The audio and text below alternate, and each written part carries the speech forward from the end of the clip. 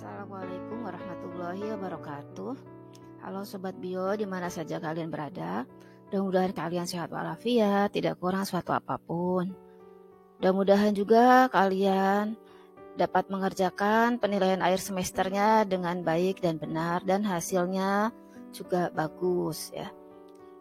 Pada kesempatan ini Ibu akan menjelaskan tentang protista. Protista ini adalah kingdom yang kedua setelah arkebakteri dan eubakteri. Mari kita lihat. Protista ini berasal dari bahasa Yunani yang artinya yang pertama. Ada seorang ilmuwan yang bernama Robert Whittaker, dia membagi makhluk hidup yang ada di bumi ini menjadi 5 kingdom. Yang pertama kingdom Monera, yaitu bakteri. Kingdom yang kedua adalah protista. Kingdom yang ketiga adalah fungi. Kingdom yang keempat animalia, dan yang kelima adalah plantae. Protista mempunyai ciri-ciri antara lain bersifat eukariotik, respirasinya secara aerobik, sebagian besar bersifat uniseluler, ada yang bereproduksi secara seksual dan secara seksual, ada yang hidup bebas dan ada yang bersimbiosis, kebanyakan hidup di perairan baik yang berair asin maupun air tawar. Pembagian protista yang pertama adalah protista mirip jamur. Ada 2 kelas diantaranya. Yang pertama Myxomicota, jamur lendir plasmodial. Myxomicota ini hanya memiliki beberapa sifat yang dimiliki jamur, yaitu pada waktu stadium badan buahnya.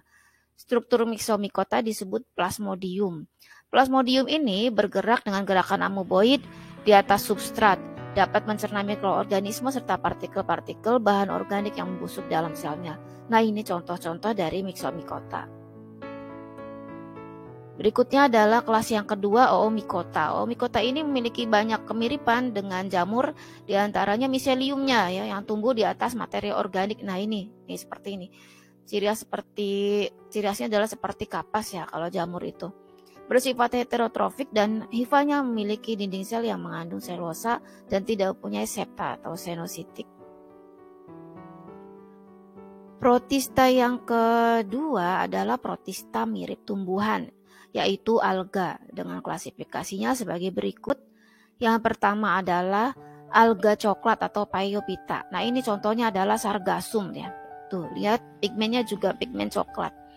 Habitatnya di pantai, air laut, dan air tawar. Bentuknya talus. Kenapa ini protista ini disebut dengan mirip tumbuhan? Karena hanya mirip saja ya. Daunnya, batangnya, dan akarnya ini hanya mirip, belum seperti tumbuhan. Jadi disebutnya sebagai hanya bentuk talus saja. Reproduksinya pada Phaeophyta ini secara seksual dan secara seksual. Dinding selnya mengandung selulosa dan asam alginat. Peranannya pada Phaeophyta ini sebagai fitoplankton. Kemudian asam alginatnya dipakai untuk industri makanan, farmasi, dan pupuk. Alga berikutnya adalah alga merah. Alga merah ini sering kita biasa makan sebagai agar-agar ya. Kita biasa konsumsi sebagai agar-agar. Nah, ini adalah bahan dasarnya Gracilaria. Habitatnya air laut dan air tawar. Bentuknya talus, dinding selnya mengandung selulosa dan asam alginat.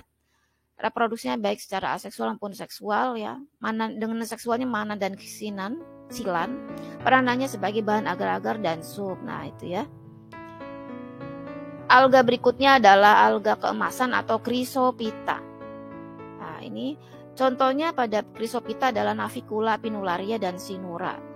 Nah, dia peranannya sebagai plankton ya, yang memakan fitoplankton di perairan laut.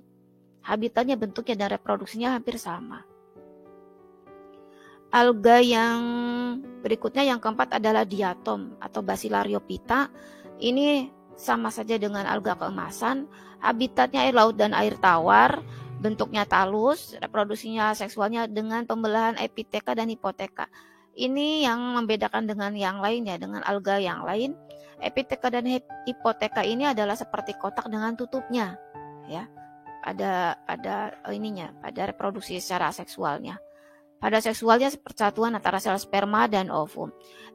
Kandungan dinding selnya terbuat dari silika atau zat kersik. Dan peranannya adalah sebagai alat untuk menggosok bahan isolasi maupun penyekat dinamit. Nah, ini adalah contoh-contoh pada diatom ada Desmidium, ada Actinastrum, ada Bacteriastrum. Alga yang terakhir adalah alga hijau. Nah, ini yang sering atau yang sangat populer adalah Chlorella. Chlorella ini dibikin pil atau pil ini bisa dikonsumsi untuk suplemen makanan.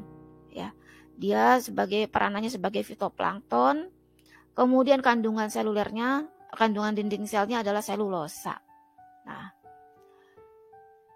berikutnya adalah protista, yang terakhir adalah protista mirip hewan yang disebut dengan protozoa. Ada 4 kelas pada protozoa ini, didasarkan atau dibedakan pada alat geraknya.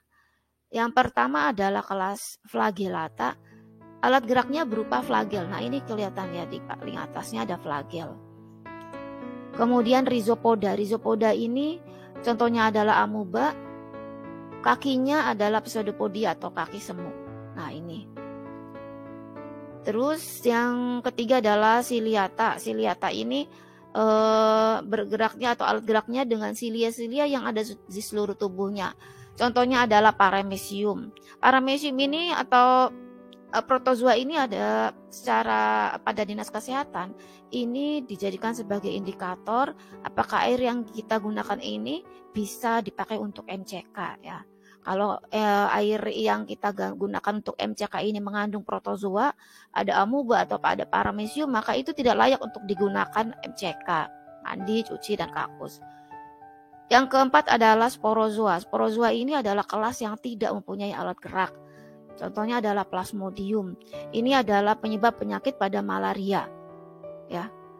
Plasmodium ini vektornya adalah nyamuk Anopheles. Biasanya dia ada pada air liur nyamuk Anopheles betina. Ya. Inilah Sobat Bio tentang protozoa ya. Mudah-mudahan kalian paham, kalian mengerti apa yang sudah Ibu jelaskan. Terima kasih. Wassalamualaikum warahmatullahi wabarakatuh.